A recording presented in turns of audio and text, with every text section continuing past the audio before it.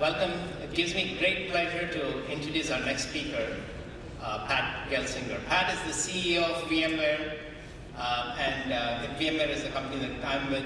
Pat has been responsible since coming to VMware in 2012. In the last 3 years, he's made tremendous progress in terms of our company getting into the space of software-defined data centers, expanding our footprint from just core virtualization, which we were well known for the prior years before Pat came on board, and now extending into the cloud as well as into spaces like mobility, as well as into the virtual desktops, and in a broader sense, an expansive IT ecosystem that VMware is now the provider for as the infrastructure underneath that. Now, for those of you that don't know, Pat came to VMware after a very long career at Intel. So he was at Intel for 30 years. He's had his footprint on almost every processor that Intel has ever built. And after that, spent 3 years in EMC as the president and COO of the Information Infrastructure Division within EMC before coming to VMware. One of the anecdotes about Pat that I heard, which was very amusing, was that when he was at Intel, and just after having returned from a sabbatical, Craig Barrett came to Pat and asked him to be the CTO. And the exchange proceeded something like this, where Craig Barrett said, "Hey, do you want to be the CTO?" And Pat said, "That's great, but what is that?" And Craig Barrett said, "I don't know, because we've never had one. You're the first one."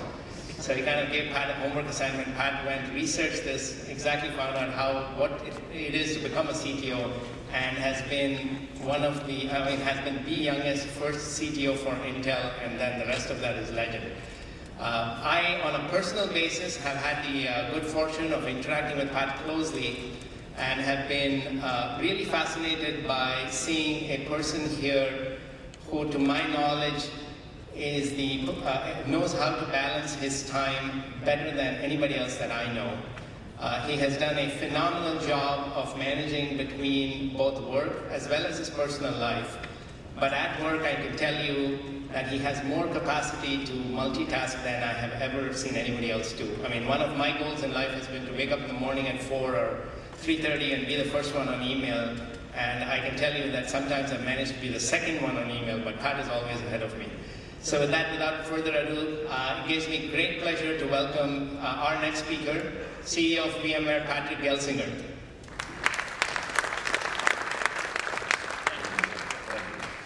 Thank you very much, Shaker. I've quite enjoyed working intimately with Shaker the last 3 years. It's been a great partnership, and just because he's taken the afternoon off here to spend it with you doesn't mean I'm letting up on any of his deliverables for this week. So he'll be on email, I'm sure, tomorrow morning as a result, catching up. So we quite enjoy it. It is a pleasure to be with you today. And I've just had quite the Cinderella career. And I was originally a farm boy in Pennsylvania. As I joked when I first started at Intel, I knew more about cow chips than computer chips. And for those of you who are farmers, you'll fully understand that. Came to Intel when I was 18 years old. Have had the pleasure of working on every processor since the 8086. So if have any of you used a microprocessor since the 86? Yeah, I've worked on it. And in fact, the last one I worked on, it's been almost 6 years since I've been out of Intel. The last one I worked on, the Broadwell chip, is the one they're just introducing right now. So, just to give you, the time frame that it's working on. So after Broadwell, I don't know if Intel chips are any good anymore, but up through this one, they're still good. I promise you, they're still in good shape. And so if you've ever used any technology like USB, Wi-Fi, HDMI, or PCI, I and my teams worked on those technologies as well. So just an extraordinary career, and been very blessed to work on some of the foundational technologies of the industry. And now at a great company called VMware. And VMware is a company, 15 years ago it was 5 folks from Stanford that started this company with the singular idea that we could virtualize an x86 machine. And I sort of joke that VMware invented virtualization in that time period in the right around 2000, when they first came up with the idea that IBM had just invented 20 years earlier. But for the first time, it was done fully in software and applied to the x86 architecture. And this idea of virtualization and creating a virtual machine done fully in software was so profound that you could take 10 physical servers and create one physical server and 10 virtual servers out of it. That I called it the intelligence test. And if you weren't using the VMware products, you failed. There's just such a profound value proposition, in capital and operational agility that, just blasted onto the scene. And in a short period of time, VMware became the fastest growing infrastructure company in history. And this past year, we crossed $6 billion in revenue. At this point, we're the number 5 software company in the world. By the end of this year, we'll be number 4 in the world. Symantec's declining, we're rising. And as they split the company, so the number 4 software company in the world, this little startup that came out of Stanford with a singular idea. Today we have over 500,000 customers, and number 1 in customer satisfaction in the enterprise space. And we're very proud of that customers rank us number 1. The only company in tech that has higher customer satisfaction than us is Apple. Right? And, it's just that our products work, they have a profound value proposition, people put it in, it runs, and that's the kind of company that we're off to create. And we just crossed 19,000 employees, our headquarters here in Palo Alto, but spread around the world. At our heart, we call ourselves fearless innovators. And the products that we do, we want them to be dramatically better. We're not off to be able to say, we're 10%, 20% better, but we're off to create those 10x kind of wow value propositions. And as I joke with our sales guys, they're not good at selling incremental things where you have to really fight for the sale. They have to sell stuff that's radical, right, and really breakthrough in that regard. So we consider ourselves fearless innovators in compute virtualization, in the area of network virtualization now with our NSX product line to have the first major architectural transition in 25 years in how the networks are built and architected, redefining how storage is done. This idea of hybrid cloud, being able to operate on or off premise from your data centers to somebody else's data centers in a seamless, interoperable way. To be able to manage the cloud. And the number 1 rule of building and operating clouds is you ruthlessly automate everything. Right? And every manual function, every place where there's a people process, how can I automate it away? And finally, as this mobile revolution occurs, how we can manage, secure this, now this footprint that literally becomes every human on the planet. And that's what we're off to do as a company. So that's a little bit about VMware. Let's talk about VMware and IIT and VMware and India. And we are proud of the relationship that we've had with IIT over the years. We have, VMware has hired and has over 300 IIT graduates that have been part of our company over the years. Today we have almost 200 that are part of VMware as of today. These are 6 of my top leaders. Ajay Singh, who's staring at me from the front row here, who just joined us from this little company HP, right? He's graduated now to come to a great company called VMware, and running our management business. Pratap is one of the smartest guys at the company. We name them fellows, and give them an honor representative to their technical achievements. Raj Javadkar was a fellow for me at Intel, and he's now joined us as a fellow at VMware. Sumit Dewan is leading our VDI and end-user computing and desktop businesses. You've just met Shaker here, and Shaker has to earn 2 salaries for me. I only give him 1, but he has to earn 2. He runs both business development as our startup activities, as well as our startup activities in NFV and network function virtualization. With the simple idea that we virtualize the data center, now we need to virtualize the service provider networks as well, and Shaker is leading that. And probably the most significant impact that any individual with the company today has had is Raghu. And he's been driving products, the visionary. He's the first person who defined this terminology of software-defined everything and software-defined data center. So a profound impact on the company over many years. And all of these are IIT graduates, joined by almost 200 others. So we're very proud of what IIT has done in terms of producing some of the top leaders in high tech today. And we're very happy with our footprint in India as well. Today we have over 3,300 people in India. Personally, I've made a couple of dozen trips to India. India is a really long way away. Right? Some of you might have noticed that. I mean, just when you get done with like a really long flight, then you get on another really long flight to get there. So I'll say, I hate going to India, but I love being there. Right? That journey to get there is so long, but I've always enjoyed being there, been there dozens of times now. We have 6 locations in India for VMware. The 2 main ones are in Bangalore and in Pune. Every functional role that we have inside of VMware is represented in our India locations. India is the 2nd largest location for us in every function. We have there represented all of our business functions, all of our customer functions, and all of our R&D functions. We have some of our key innovations have been born out of India, and we're very proud of that. Today, one of our hottest products today is NSX, network virtualization. And the use case inside of that's the hottest selling use case within that, is microsegmentation, or this idea of distributed firewalls. That work is done in India.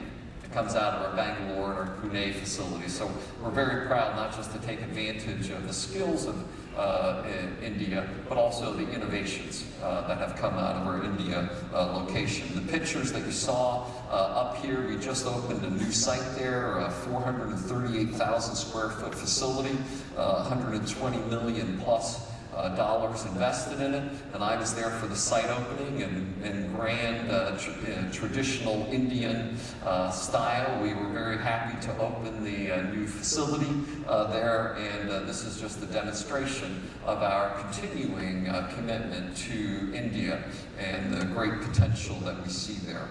So that's a little bit of India. Well, let's talk a bit about the state of the industry. We simply call it a liquid world, where systems that were structured, firm, stable, and concrete are increasingly being replaced by liquid. And if you think about, one of my favorites is the famous book by Jim Collins, Built to Last. And in today's world, the book needs to be written as Built to Change, because it's all about how rapidly you can innovate and change in this world. And we simply call it a liquid world that we're in, where we see this dramatic shift of industry transformation occurring in every dimension of what is going on today. And being an old farm boy, as I think about my John Deere tractor I used to drive around the farm, now it's replaced by a communications-enabled tractor, right, with intelligent planting capabilities that's adjusting the depth and the fertilizer associated with the soil and the conditions on a micro basis as the tractor is planting. Right? It's transforming every industry around us. Clearly things like Uber, where you think about transportation industry that's being changed. And Uber today has a market capitalization that's greater than Hertz, Avis, and National combined. And they don't own any assets. Right? They take advantage of the cloud, a volunteer army of drivers, and they're disrupting transportation on a global basis. On a part-time basis, I have been the chair of a Christian liberal arts university. And that university, we're building buildings, we have classrooms, and it's being disrupted by massive online courses like edX and Khan Academy, changing every aspect of education. Right? Every industry is being transformed in a fundamental way. And the underlayment for that is, what we would simply call removing from the client-server era, where the infrastructure that we built and operated was based on client-server, and that's where, I look around the audience, many of you are about my age, that's most of what we did for our career was build a client-server infrastructure. And today it's being replaced by the mobile cloud infrastructure of today that's essentially infinitely scalable in compute capacity and infinite reach, right, to now closing in on 3 billion people around the world. And as exciting as that is, we also see that it has fundamental challenges. And we have all of these different issues that are posed in front of us today. And how do we build this environment? How do we connect our old applications to our new applications? How do we secure and manage these environments? And the attack profile for security threats has become every one of you, right? And every application, because there is no edge to the data, to the enterprise any longer. It's now anywhere that any person can access a device, right, has become part of the attack profile. And so these are some of the challenges that we face. And against that, we consider it very much that it's time for a new model of IT, right? And we simply call this, right, that the IT needs to be instant, right? People expect it to respond, right, immediately. It's not I put a trouble ticket in and wait for a couple of months for the application. I want to download, install it, and operate right now. It needs to be fluid. It needs to be able to scale up and scale down very dramatically. I want to run this big data Hadoop analysis, and I need 1,000 servers to go do it, and I want it done by Monday, and I want to scale them down. It needs to be highly fluid, and ultimately it needs to be secure. And we simply call this brave new IT. That an IT infrastructure that's enabled for these characteristics. And it's just that, not just that we need to build a new model of IT, but we also need to enable IT in new ways. Because, the IT guy, imagine you were the CIO of some big company, and if you got a call from the CEO, was it a good day or a bad day? It was a very bad day, right? The mail is down, right? The application is slow. Right? We can't process the sales orders. So if the CIO got a call from the CEO, this was not good. But today, in this disruptive world where all industries are being upended by IT, the CEO now needs to look across his leadership team and say, who is the leader who can help me transform my business in a new and powerful way? Who's the smartest tech guy that sits on my staff? And it's the IT guy. So now when the CEO calls, it's not the mail is down, but how do I transform my business? And we think this is maybe the greatest opportunity in the history of IT to rise up, to become the brave new leaders of IT, to not just operate the things that we used to do, but to build the applications and services that will transform our businesses for the future. And that's what we see as so thrilling about this period of change and disruption that we're in, is enabling a new model of IT, a brave new set of IT leaders. But it is disrupting everything. And the industry is being disrupted in profound ways, and IT itself is being disrupted.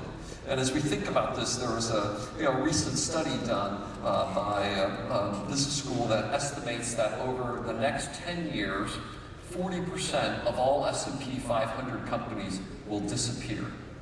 They will cease to exist. They'll be acquired. They'll go out of business. Right? They will disappear. And I predict that the percentage of IT companies that will cease to exist is even higher than that. So 50% of the companies that we think of as IT companies today will go away. Right? Industries will be disruption. These forces are so powerful. The shift from software to hardware. Think about the implications, right, that occur as hardware companies now see software innovation displacing their value as they go forward into the future. And clearly that's what we are wrapping ourselves around as a company, is taking things that used to be locked into hardware and making them agile and flexible as they're done now in software. We also see that this results in shifting profit pools. all of a sudden, if hardware is no longer growing, everybody is pressing on each other for those same profit pools. And so fundamentally, we expect to see enormous shifts, right, as we move to cloud and we move to software, that all of the traditional players in hardware will be significantly challenged, compressed, and as a result, there will be significant consolidation that occurs in the industry as a result. Today, right, we have maybe 6 major PC vendors. We probably need 3 in the future. Today there's major, right, diversity of storage companies. There will be major consolidation. There are too many server companies today. There will be major consolidation. There's too many system integrator companies today. There will be consolidation and shifting of profit pools. Dramatic disruptions will occur in the IT industry over the next 10 years. And finally, I wanted to give a few thoughts on just some of my thoughts on leadership. And now, as I've been in the IT industry, this is my 36th year in the IT industry. I know I look like I'm only in my 30s, but I started, literally started when I was 18. But this is now year 36 for me in the IT industry. And just a few thoughts on what I consider as some of my learnings with respect to being a leader of an organization. And these apply certainly to tech, but to many other industries as well. And the first one I'll simply say is value mentors. And mentoring to me has become the difference between somebody fully realizing their potential and somebody who never achieves their potential over the course of their career. I was in charge of the 8386 tape-out. Tape-out is when you assemble the chip at the end of the project, and I had the opportunity to update the executive staff of Intel on how that tape-out process was going. And in the front row of this update was Andy Grove. And next to him was Gordon Moore, right? Moore's Law. And next to him was Robert Noyce, right? The Nobel Prize-winning inventor of the integrated circuit, and just the who's who of semiconductor history. And as I gave them the update, I basically chewed them out because the computers weren't stable. I wasn't able to get my chip out on time, and I was just yelling at these people. And I was just like a dweeb engineer talking to these people who were 20 management layers above me in the hierarchy. Well, a couple days after this, Andy Grove, right, the famous leader of Intel, I'm working in my office, the phone rings, I pick up the phone and I say, "Who is it?" And Andy responds, "Andy." And I say, "Andy who?" And he comes back, "Andy Grove." And I am so beside my head. I don't know what to say, how to respond. And Andy starts drilling me with questions. What do you read? What are you studying? What are your career objectives, etc. I was impressed by your presentation the other day. And, right? And I was like, and after a couple of minutes of this, absolute fumbling on my part, he says, "Those are lousy answers. Be in my office in a week with better ones." And if the president of the company, Time Magazine Man of the Year, one of the most powerful people who've ever existed in Silicon Valley, has called you into his office in a week, what do? You either show up or leave the country, right? And so I showed up, and that began a mentoring relationship that continued for over 30 years. And I stand on stage today because I've had people like Andy Grove breathing into my life and making me better. And by the way, mentoring with Andy Grove, it's like going to the dentist and not getting Novocaine. He's not a nice guy about it, right? He's tough, he's demanding, right? If you're 95% right, you're wrong, right? Just that kind of person, but he made me better along the way. And I would just challenge each one of you to both be a mentor and to have a mentor in your life, right? People that are out to make you better. Secondly, I say is understand results are greater than relationships. Intel had a pretty brutal culture. It was well known for some of its phrases like constructive confrontation, right? And what that meant confront. It didn't matter if it was constructive or not. And I grew up in that culture, so I was pretty used to being a pretty brutal guy. And it wasn't that I didn't care about other people, but if you were slowing me down, get out of the road. And I remember one time when I was working on the 46 and another chip was going on at the time, led by a guy named Cy Fu, running what was called the 860 at the time. I go into my first meeting with Cy, And I say, your chip is going to be a failure, mine is going to lead the company right into its next generation. So the only topic of discussion today is how you're transferring your resources to help me get my chip done. Now, how do you think Sidewalk felt about that? Now, I was right? The 46 was the future of the company. But I was just destroying relationships all along the way, right? And slowly, after 20 years of my career, I realized that relationships are far more important, sustainable, and bringing people along with you on the journey. Another is to empower teams. When Sanjay Poonen, another Indian leader who joined us not too long ago, joined the company, he walked in and he says, this is the least political major company I have ever participated in. You have the best teamwork of a leadership team that I have ever been part of at VMware. And it's about building teams that can work together. Now, that doesn't mean they always get along, but that means they find ways to work together. And if you walk into my office and Shaker walks in and he starts complaining about Raghu, the next thing I'll tell Shaker to do is, have you met with Raghu? Have you worked out the answer proposal with him? And if you guys can't work it out, I'm happy to make the decision. But first thing, you're going to go and work with your peer on this issue. You will explore and develop proposals of how we work together. Next is strategy is 7 by 24 for a leader. Everything going on, how does it affect your strategy today? Right, and taking every event that occurs and saying, does it change my strategy? If you have to do a big strategy shift, that probably means you haven't been doing your job as a leader for the months or years before that. Because you should be making minor adjustments to your strategy every day and continue to move and migrate to address the new threats, the opportunities, the risks that occur. China, we just had a bad quarter in China. Right? We have been doing fabulously well in China. Right? The US IT companies have struggled in China collectively for almost 3 years now. VMware, we defied gravity for almost 3 years, where we were continuing to grow at 10 or 20% every quarter. This last quarter was the first one that it hit us directly. Wow. But now we've been looking, how do we adjust our strategy now, because it's affecting us as well. Right? And that's something you have to do 7 by 24. Every event, everything going on, has to be synthesized by you as a leader, and does it affect and does it drive you to change your strategy today? Data plus ideas is smart decisions. As I think about this, people that walk into my office, I want them to walk in with ideas, a point of view, what do you think we should do, and data to defend your perspective. And this is, I'll just say, classic Andy Grove. Right? If you don't have data to defend your perspective, then you don't deserve to give me your point of view. Then it's just some random opinion that you have no data against. You're not even worth bringing up that perspective.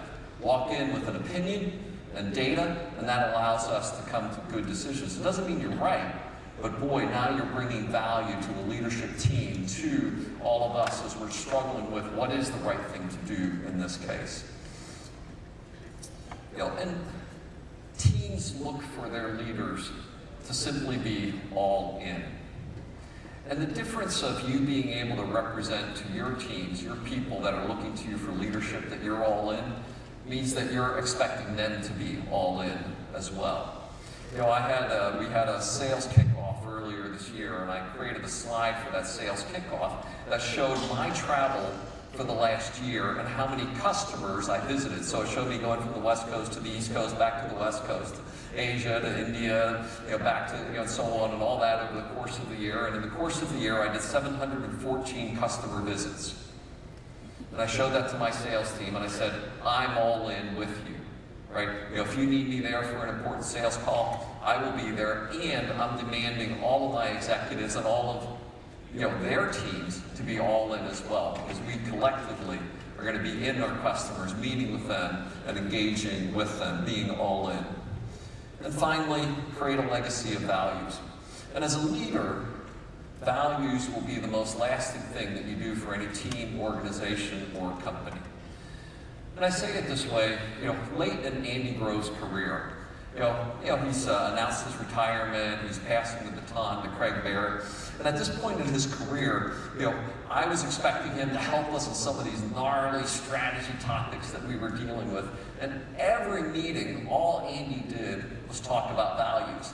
And I'm like, Andy, I heard you the last 6 times you talked about him. I'm now bored with him. Let's get on to helping us with some of these key strategy things. He's one of the smartest guys I've ever worked with. But all he wanted to do was talk about values. Products might last the next year or 2. Strategies might last the next 3 or 4. Values might last the next decade or more.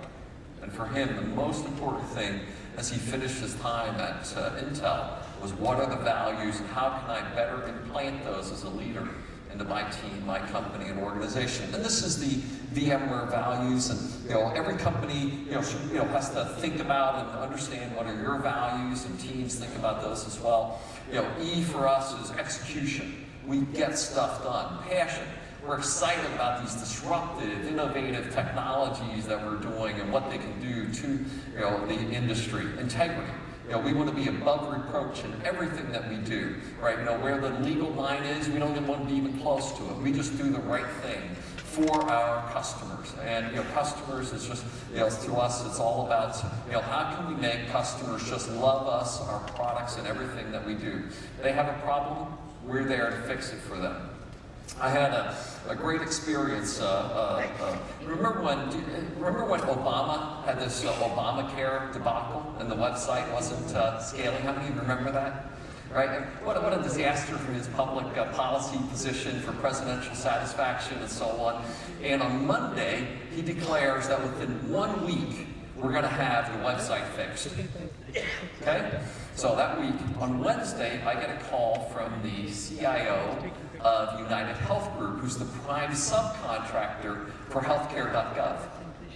And the CIO there, Tony Santelli, says, Pat, we can't figure out what's going on and why the website is not scaling better. Can you have your best people help us? And it was all running in a virtualization environment with VMware products on it. And there for a moment, I'm not a particular Obama fan, but there for a moment I realized, it's not often I have presidential satisfaction in the palm of my hand. I'm just like, should I really help or not, right? I must agree. I had this devious thought that entered my mind for just a moment, but it was just a moment. I put it out. I said, no, we're going to do the right thing for our customers. This was Wednesday. Thursday, we had our best people there. By Friday night, we had demonstrated 10x improvement. Right over the weekend, 100x improvement. Had nothing to do with our product. There was a misconfiguration of the MongoDB environment that they had built on top of it, and they were funneling all the traffic through a single node for certain functions as opposed to having it distributed across it. Our team figured it out, we solved the problem, and by Monday morning, presidential satisfaction was on the rise. Healthcare.gov was scaling. And nothing to do with our product, but we were committed to make our customer happy. And Q4, we were competing with another company. Guess who won the business in Q4 of that year? We did, of course. Because John Santelli knew that he could count on us. And he knew that we were going to take care of him. And that's what it means to have customers at the center of the values. And then finally, community. We want to be the kind of company that people just love to work at. We're a community of people. We're in communities. We want our communities to be proud of us and say, boy, if we have a choice, we want VMware there. The right things for the neighborhood, the right things for their families, the right engagements with all of the charities, the schools, etc. We just want it to be a great demonstration that we're involved in our communities. And we take those together, and it simply is, we're epic. We're epic people for an epic company with epic products, with epic customers, doing epic things. And it's a pretty nice analogy, doesn't it? Or acronym. It sort of works, doesn't it? Right, so maybe you all want to join an epic company called VMware. Thank you very much.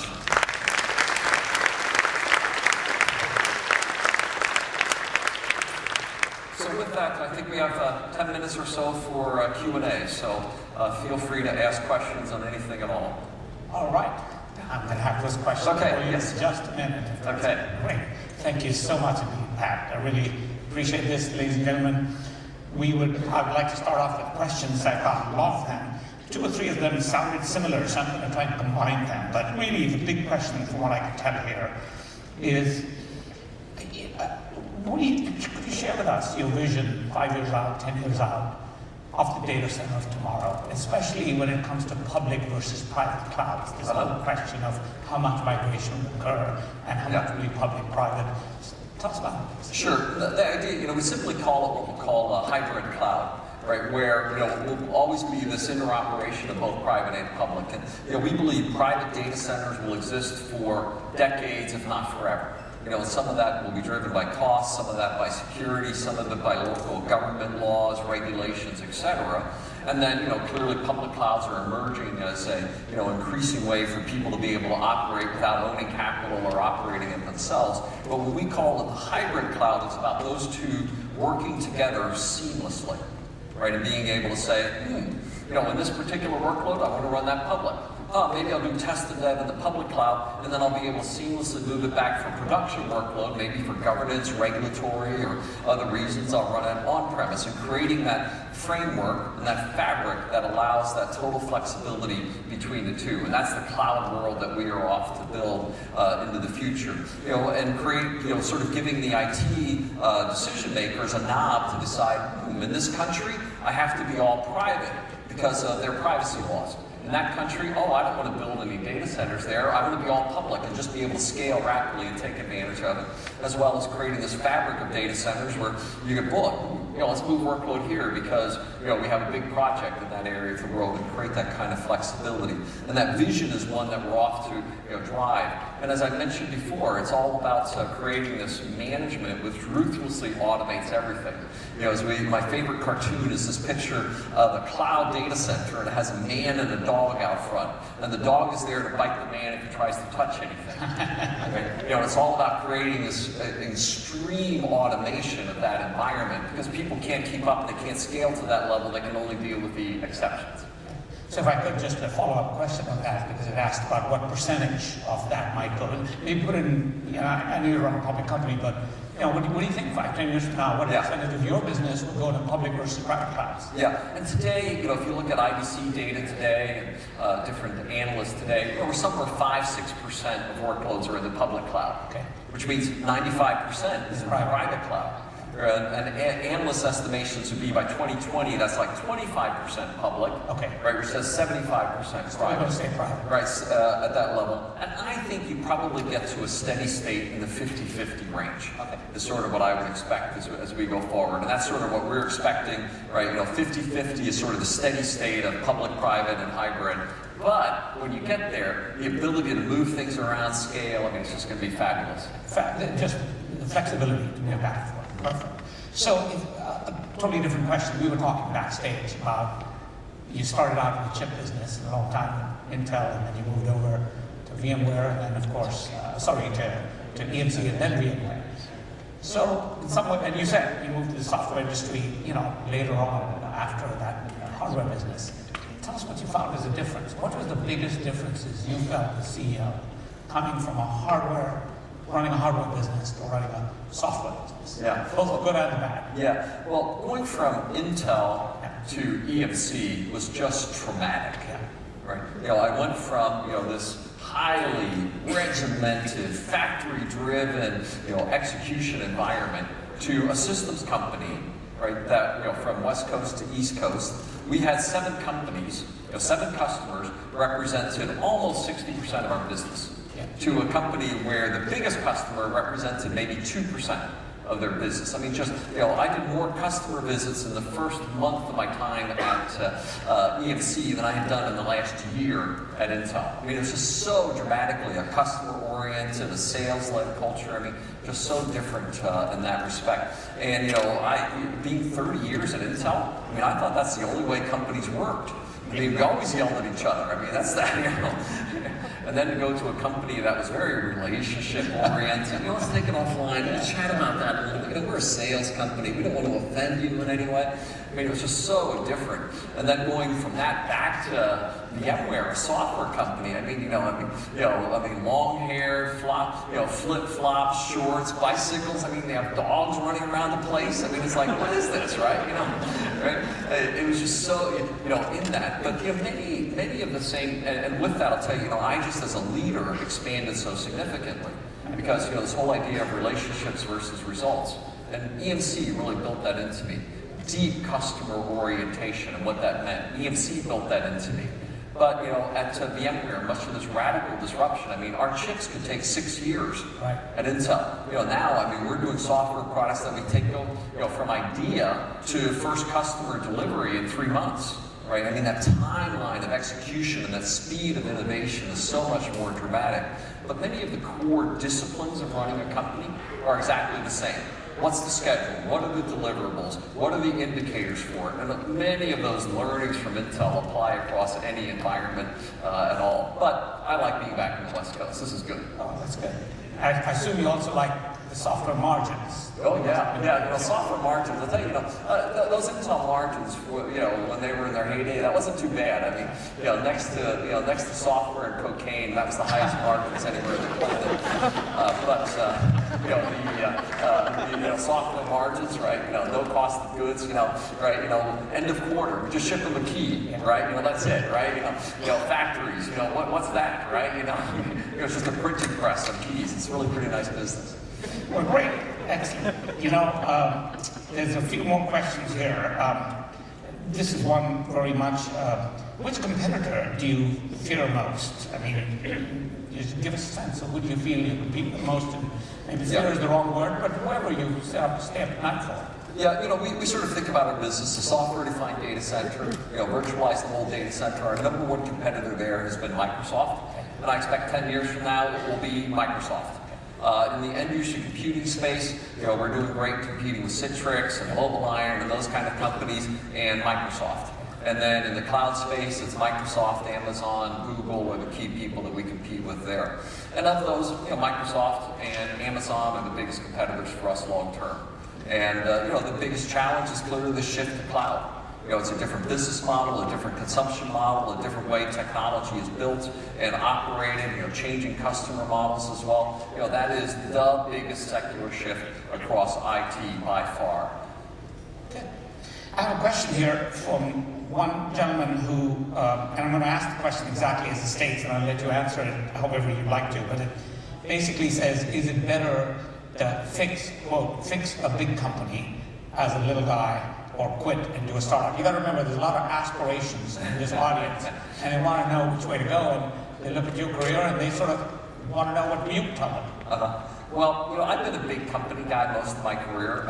I started at Intel in 1979, and it was already 8,000, 9,000 people in the company at the time. So I personally built most of my career in big companies. At the same time, I've had an awful lot of people that have worked for me who've gone very successfully and started startups as well. And we've now, EMC has acquired almost 100 companies over the last 10 years. VMware, we've done about 20 company acquisitions since we were here, right? Because there's just this innovative startup passion and narrow, maniacal focus that you get. So to me, it's never been one or the other. It's always, how can I create an organic environment of innovation where people are thrilled to do dramatic and we're empowering them, and inorganic innovation, where we're harvesting the best things going on in the industry, but when they come and we do an acquisition or we partner with them, they can partner with us and still carry out their vision. And one of the reasons we have been so successful as a company with our acquisition strategy, other than our charming Shaker Iyer here, right, who leads that area for me, is that we create a culture that those innovators can come into the company and still execute the vision and the passion that they have. Because most big companies, when they do acquisitions, within a year or two, when the golden handcuffs are off, all the good people leave. We have been able to demonstrate an environment that they stay, because they believe this is the best place for me to carry out my passion and vision. I now have more resources, more skill, more ability to execute what I want to accomplish in the environment. And we let them take the passion, and do it on a bigger scale with the resources and the capabilities that we bring. So to me, it's always been one or the other. Obviously, if you're in Silicon Valley, most of you somehow, right, you drank a glass of water somewhere that gave you a startup bug.